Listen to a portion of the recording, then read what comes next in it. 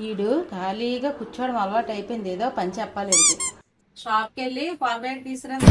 కాసేపు ఆగి వెళ్తాను ఉండమ్మా. ఇంట్లో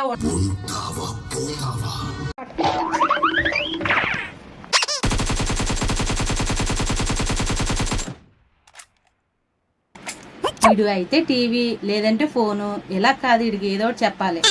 రాబీ బాటిల్ పట్టి ఫ్రిడ్జ్ పెట్టు. ఆగమ్మా, గేమ్ ఆడుతున్నాను. గేమ్ దగ్గర పడతాను. ఇంట్లో ఖాళీగా ఉంటున్నాననే కదా, జాబ్ వచ్చాక చెప్తాను ఇలా పని.